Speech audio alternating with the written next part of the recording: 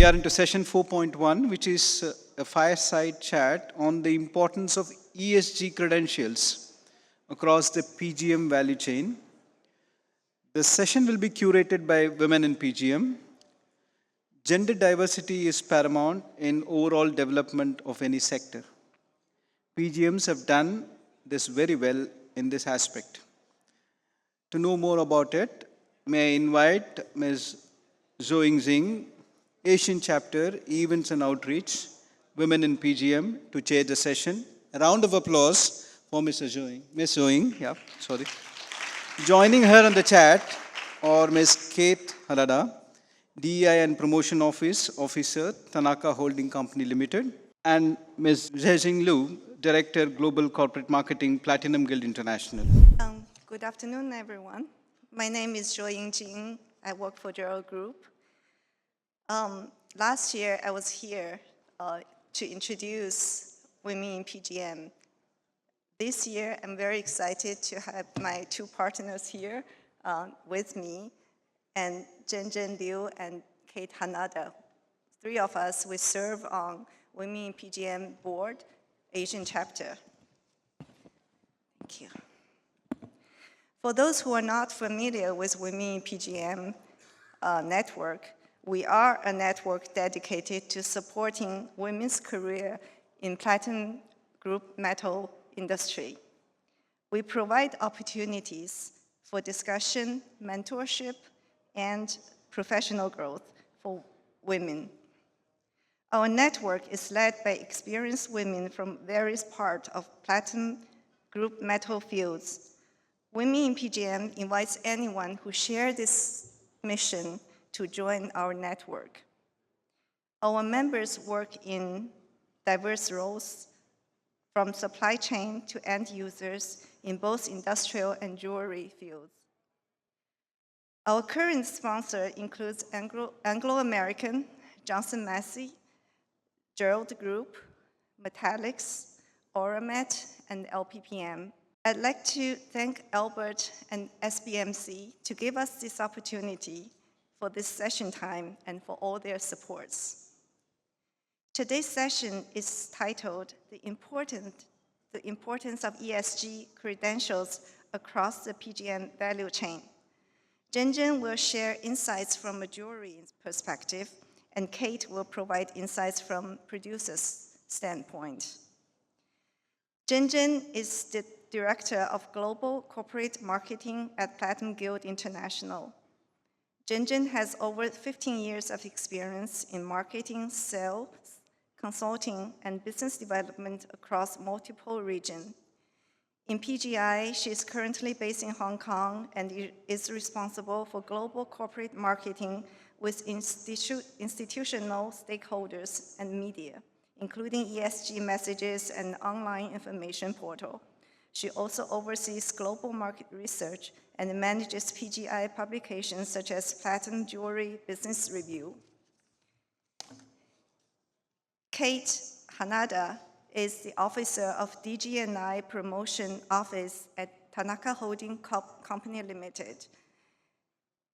Kate joined TANAKA in 2011, has been engaged in precious metals procurement and hedging, the retail business, and the acquisition of metal ore. In 2023, she moved to HR as the head of DE&I Promotion Office, enhancing TANAKA's innovation power. Now I'd like to pass the stage to Zhenzhen first. Thank you, Zhuoying. Hello, distinguished guests. It's a great pleasure here to join Zhuoying and Kate and talk about ESG in PGMs. And thanks very much for the great opportunity provided by SBMA to speak on behalf of women in PGMs in Asia. With 4 years working experience with Anglo-American in Singapore, it's always good to be back. For people who do not know about Platinum Guild International, we are an international organization of marketing with almost 50 years of experience. Platinum is rather a young precious metal compared with gold, and it's a niche market for most of the jewelers. But it is also a very important differentiator for jewelers as well. So PGI creates consumer on demand by first identifying opportunities for platinum in jewelry, and then developing that opportunity with our partners. So for example, in China, we have introduced exchanging pairing ring among wedding couples 20 years ago. We also work collaboratively with our retail and manufacturing partners with over 10,000 point of sales in China, India, Japan, and the US. We're currently sponsored by South African platinum producers, mainly Anglo-American platinum, together with Impala Platinum and Northern Platinum. So today, the topic is about ESG, responsibility, and sustainability. Indeed, those are some important topics and hot topics in the jewelry space. We know that this is not only for platinum, but also for gold and diamond. Partly accelerated because of the sanctions on Russian products after the Russian-Ukrainian war started. But many people ask, do consumers care about ESG when they buy jewelry? So we started to ask this question since 2021 to consumers, to jewelry consumers. And the simple answer is yes. Consumers are increasingly aware of the ESG credentials of the products and the brands they purchase. Last year, in a cross-market survey by us and Nielsen IQ, we asked over 3,400 jewelry consumers in 4 major markets about their views of sustainability aspects in jewelry purchasing. And you can tell that for those consumers, sustainability aspects include many factors. And we ask them about considering purchasing precious jewelry. More consumers in India, the US, and Japan, they rank responsibly sourced materials as one of the top 3 most important factors in sustainability, together with traceability of materials and materials that with independently audited sources. And when we talk about how important it is that the jewelry is denoted as responsibly sourced, we found majority of the consumers in India, China, and the US, they think it is either very important or important. So this is what we found from the consumers. Also, we know that when compared with gold, platinum is a much rarer metal with very unique attributes. And those attributes not only help them to create stunning jewelry, especially for luxury brands, but also their attributes also benefit society and the environment. And this makes platinum a metal of the future, something we found the jewelry trade very interested to know as well. So for example, for many years, platinum has been a very important ingredient in diesel catalysts to reduce emission, and also a key component of the hydrogen economy, which has the potential to provide zero-emission fuel cell electric vehicles and energy solutions. And platinum is also biocompatible and used in pacemakers and other medical instruments that can be placed in the body, and platinum-based therapies have been at the forefront of cancer treatments.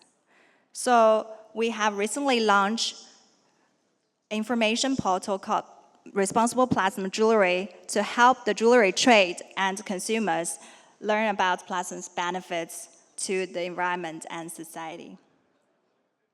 The mining industry in South Africa is taking meticulous steps in improving the sustainability practices. And this platform we launched also showcased some of their initiatives that drive responsible plasma production and support local communities in South Africa. For example, recently a number of plasma producers are now working towards this initiative for responsible mining assurance, which we call IRMA. This assessment is a third-party audit that holds mining operations to some of the highest standards. And this is created following almost 10 years of consultation between industry, government, and civil society stakeholders.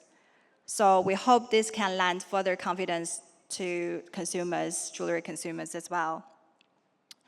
So we're talking about the importance of ESG aspects in the jewelry space. What does this mean for platinum demand in jewelry? It could mean more demand for responsibly sourced or responsibly produced platinum in the market, or more demand for certified or traceable metal in the market. One recent example is in the US jewelry market. In January this year, Stella, a leading manufacturer in the States, launched a responsibly mined platinum casting grain in partnership with Anglo-American, and this is directly sourced from South Africa. And it is supplied in compliance with the responsible platinum and palladium guidance of APPM. So since the product launch, we have received strong interest in the States, and we think other markets will also have similar appetites for such an offering. And this is a very good example showcasing the jewelers and consumers are paying close attention to the ESG progress in the PGM industry and valuing the efforts made by the producers and refiners. So with all this, I hope that what I shared today can inspire some more discussions and actions on improving sustainable and responsible practices across the PGM's value chain. You can find out more about PGI and responsible platinum jewelry on our websites, or just drop by for a chat. Thank you very much again for your time. And last but not least, happy Dragon Festival to everyone. 端午安康.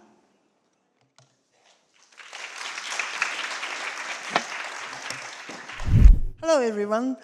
It's always a great pleasure to be back in Singapore. I'm Kate Harada from TANAKA Holdings, the holding company of TANAKA Precious Metals.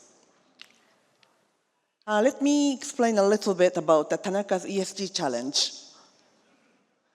I'm so sure so many people know about the TANAKA's history, and TANAKA was founded in 1885 and as a money exchanger.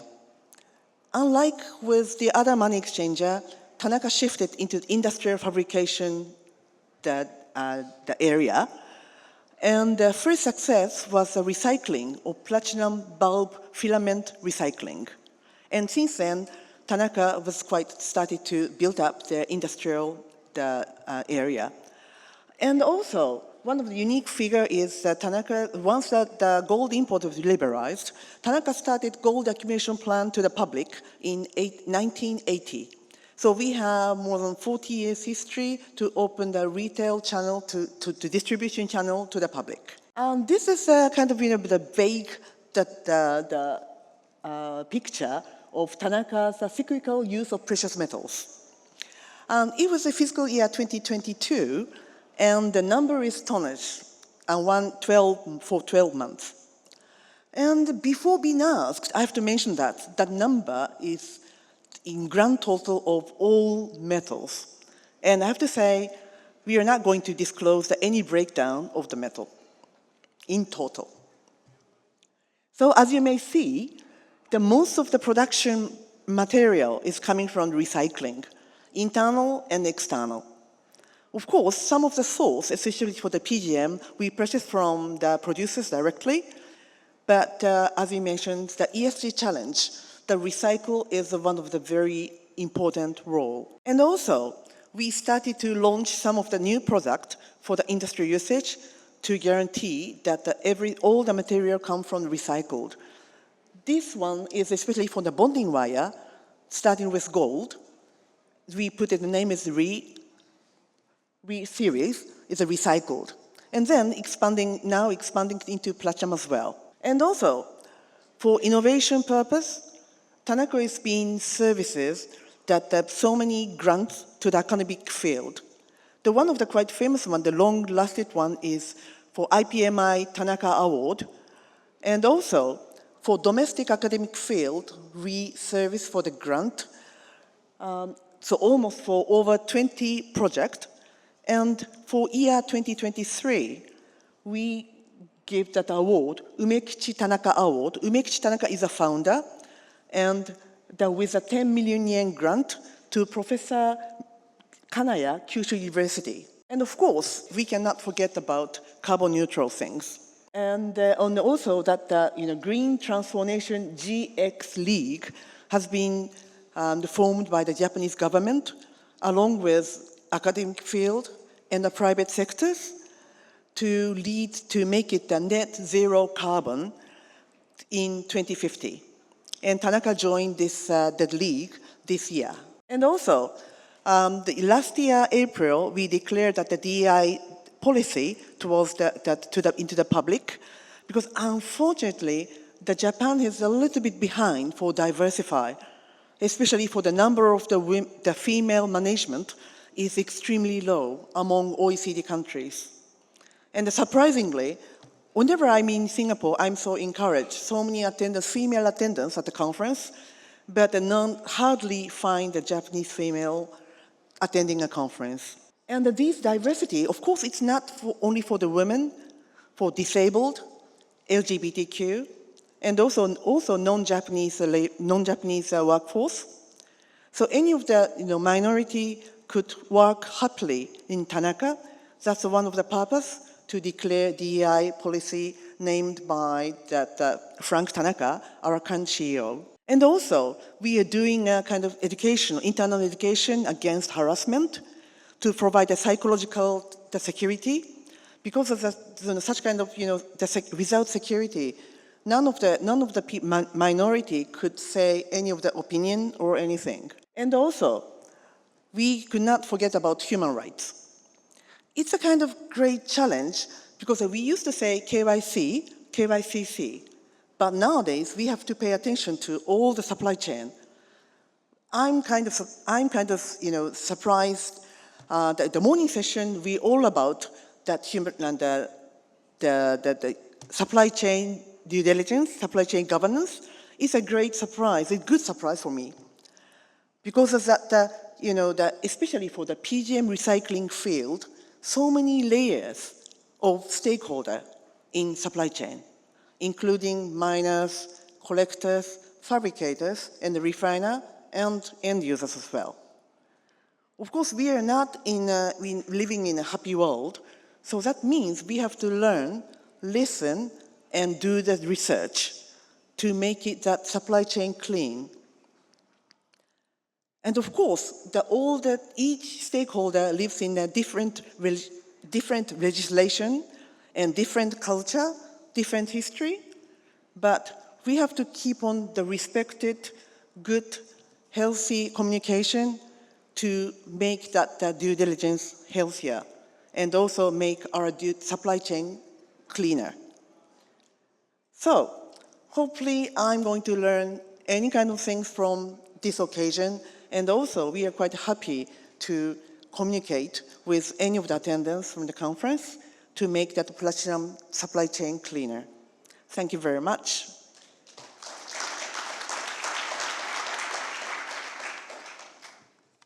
Thank you, Zhenzhen. Thank you, Kate. Before the end of the session, I'd like just a few words about the mentorship of women in PGM.